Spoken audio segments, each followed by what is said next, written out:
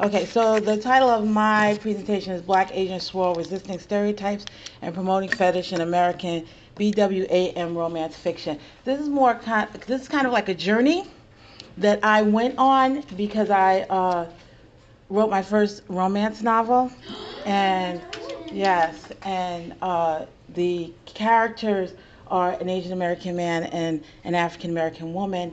And so as I went and I started networking with black women authors, mainly African American women authors, I discovered a very rich and growing subgenre, and I also discovered some tropes that can be considered problematic when applied to characters, minority characters. All right, so BWAM is Black Woman, Asian Man. It's also known as AMBW. It is a social movement. It is a rapid rise in interracial relationships between Black, mainly African American women, and Asian men.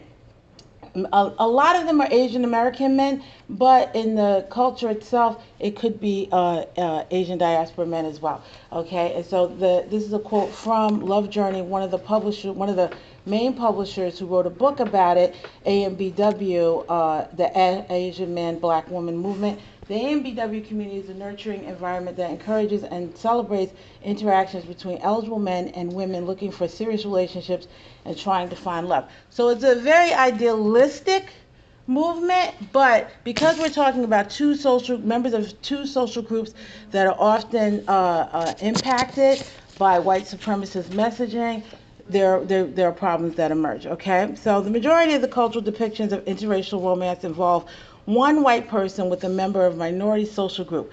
For example, the media and literature focuses attention on interracial relationships between black men and white women, or black women and white men, less so black women and white men. However, BWAM highlights and encourages interracial relationships and intimacy between black women and Asian men, members of two social groups struggling with layers of social stigma resulting from the country's white supremacist underpinnings and the lateral discrimination byproduct from messaging that privileges whiteness in societal interactions, including romantic ones, including in romance fiction.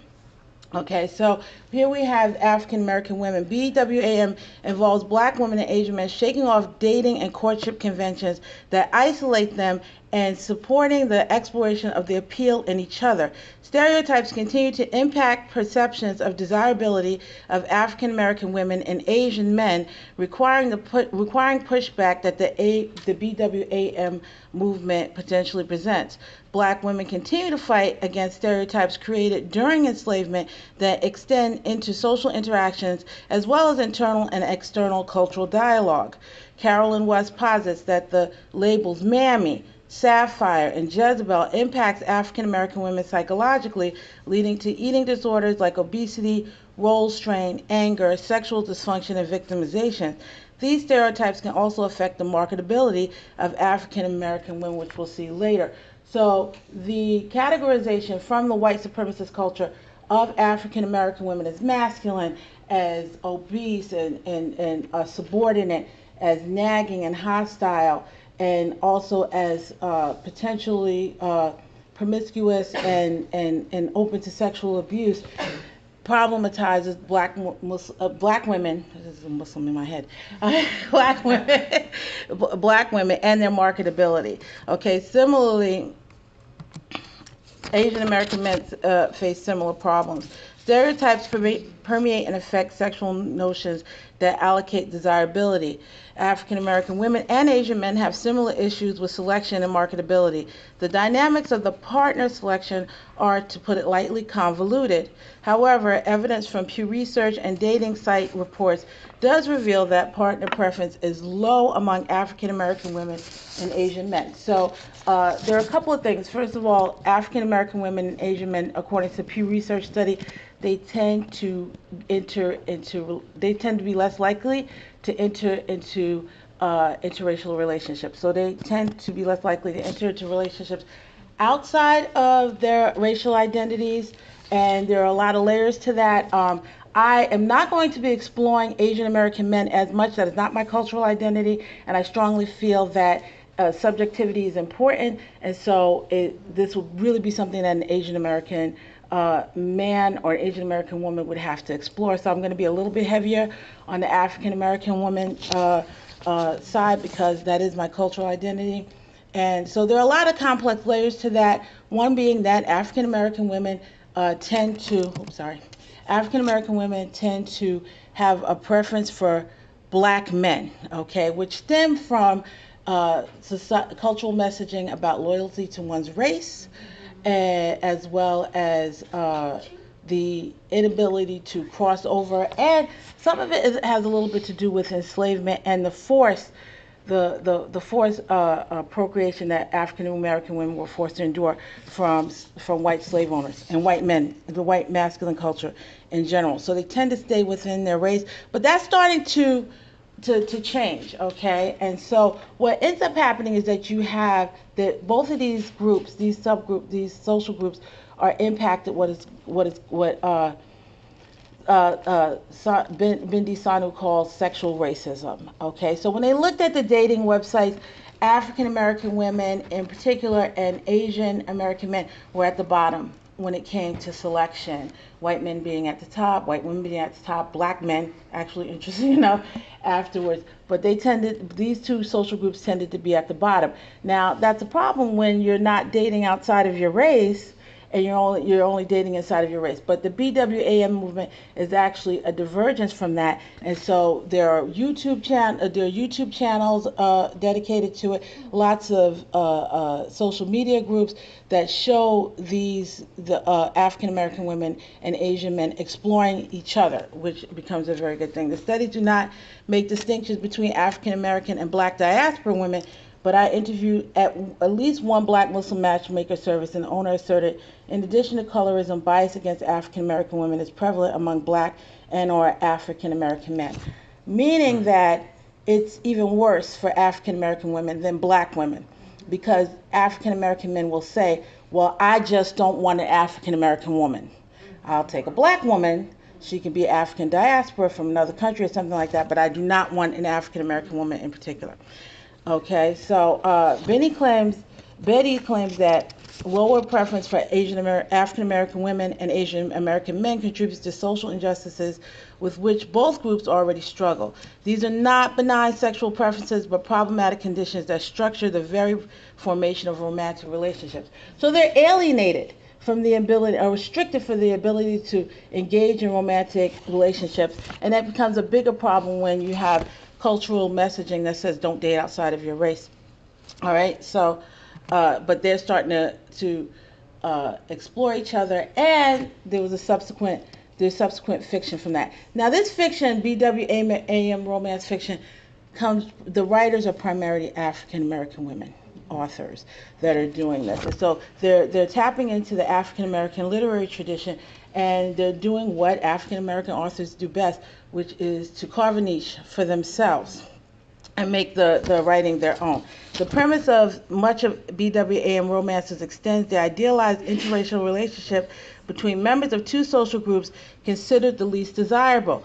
BWAM romance fiction does contain romantic tropes that stimulate readers to infer the desirability of Black women and Asian men protagonists, diverging from and resisting stereotypes that masculinize Black women and feminize Asian men, respectively. However, there are some common themes in the subgenre that may reinforce misconceptions and generalizations about each. So we have tropes in romance writing, which is Eurocentric and white dominant, and actually promotes and feeds white supremacist ideologies, but that's another thing. We won't get too far into that. All right, and so this is my book, My Way to You. All right, I specifically selected an Asian American man. I don't like writing Asian diaspora or Asian men in particular. I'm just not that familiar with the culture. I did one short story about it, and I felt all kinds of hella strange, and I was like, I'll never do that again. And African American women. I decided to feature an African American female protagonist and Asian American male protagonist in my debut romance novel. When asked about my motivations for creating Regina Kent and Simon Young, I usually cite two reasons stemming from my cultural observations in social justice. I selected the characters as a reflection of growing lines of solidarity between Black and Asian Americans during the beginning of the Black Lives Matter movement. Organizations like the Muslim Anti-Racism Collaborative and 18 Million and Rising encouraged increased unity in combating layers of racism and white supremacy. I was also inspired by the growing BWAM movement. Social media is full of positive imagery of couples and embracing each other and their identities. I just gotta, just for 1 second, I want to go back to this couple right here. You see this couple? That's at the top. That's Maz Lee. Okay, he's Korean, and she is African American. They just had their 7th kid. That's all I'm saying. Beautiful couple, beautiful kids too, beautiful couple. All right. So they do tend to resist some tropes. MPs in the majority of review texts followed embody common masculine normatives.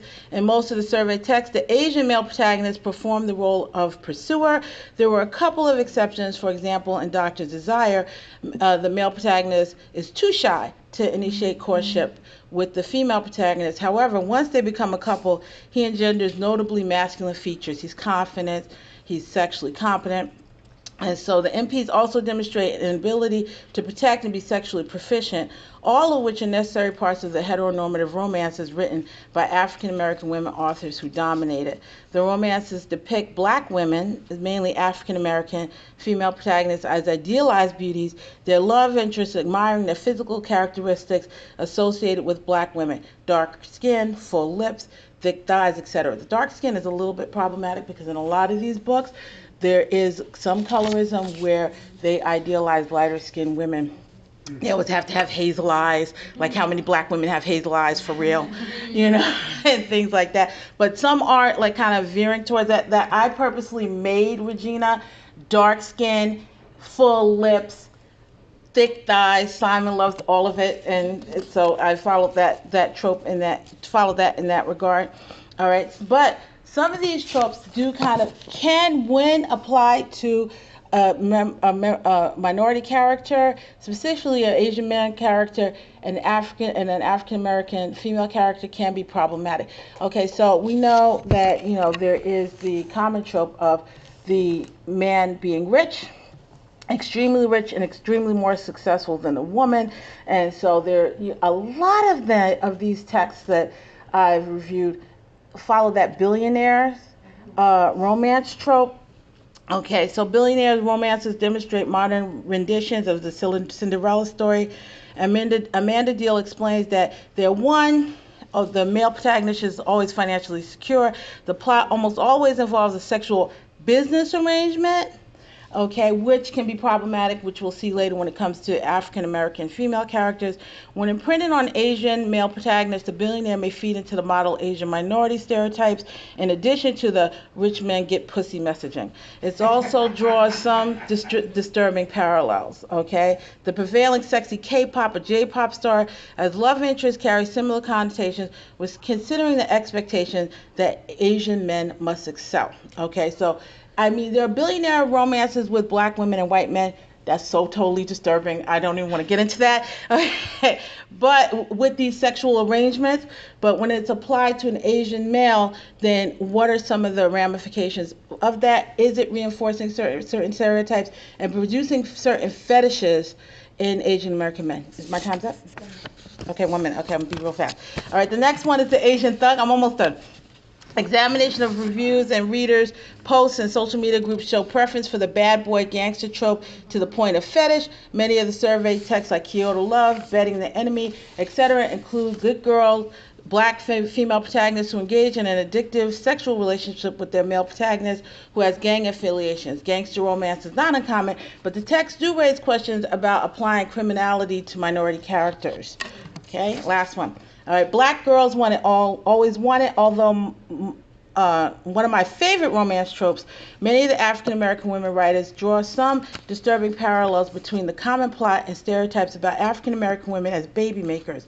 The typical story involves a black female protagonist becoming pregnant by a billionaire Asian as a result of a sexual agreement. The sexual dialogue is one wherein the model Asian male capitalizes on his black female protagonist's hypersexuality and fertility and reinforces messaging that black women can only attain love and advance in the social hierarchy through sex and reproducing, stemming from the exploitation of black women's bodies as sexual and reproductive commodities by white slave owners. Authors, the text they produce, and readers continue to navigate text-to-life parallels between romance literature and social realities. Using literary tropes formed by the white dominant culture, black women authors continue the African American literary tradition of etching writing niches that highlight unique cultural experiences as well as maintaining connections to the broader culture. As the compendium of text grows, issues of cultural sensitivity and opportunities to deconstruct stereotypes across cultural intersections do too. Done.